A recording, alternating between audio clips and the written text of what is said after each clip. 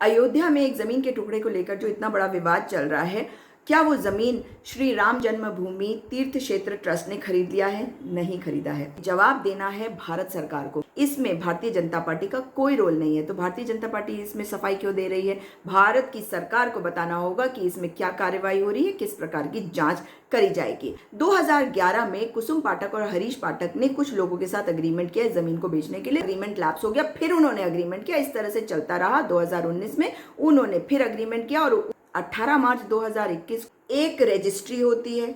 तो रजिस्ट्री में वो जमीन हरीश पाठक और कुसुम पाठक बेच देते हैं सुल्तान अंसारी और रवि मोहन तिवारी को। तो अब इस जमीन के मालिक कौन हो गए? रवि मोहन तिवारी और सुल्तान अंसारी। ये जमीन का एक अग्रीमेंट टू सेल होता है, अभी बेचा नहीं है, इसकी सेल डीड नहीं हुई है। राम जन्मभूमि ट्रस्ट के साथ अग्रीमेंट करते हैं कि इस जमीन को हम आपको बेचेंगे 18.5 करोड़ रुपए में। जिस जमीन को उन्होंने खरीदा 2 करोड़ में, उस जमीन को 18.5 करोड़ में वे बेचेंगे राम जन्मभूमि ट्रस्ट को। 17 करोड़ रुपए राम जन्मभूमि ट्रस्ट ऑनलाइन ट्रांसफर कर देती है सुल्तान अंसारी और रवि मोहन तिवारी के अकाउंट में। जमीन राम जन्मभूमि ट्रस्ट की तो हुई नहीं, क्योंकि जो स्टैंप ड्यूटी दी गई वो उस रजिस्ट्री की दी गई जो पाठक और अंसारी और रवि मोहन तिवारी के बीच में हुई। मगर जो सेल अग्रीमेंट हुई है उसमें अभी कोई स्टैंप ड्यूटी थोड़ी दी गई, अभी उसमें रजिस्ट्री थोड़ी हुई है। इसका मतलब है कि पहली बात, ये जमीन अभी सुल्तान अंसारी और रवि मोहन तिवारी की है।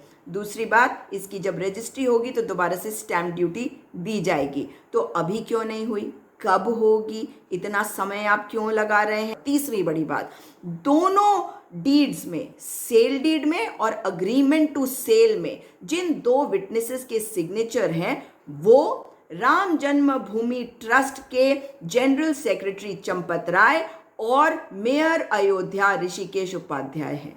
आखिर इन लोगों की मिलीभगत ऐसी क्या थी कि एक रजिस्ट्री होती है, वहां पे भी जाके साइन करते हैं और फिर अपने ट्रस्ट को लेकर एक अग्रीमेंट टू सेल करते हैं। ये है घोटाला। जमीन अभी नहीं आई है।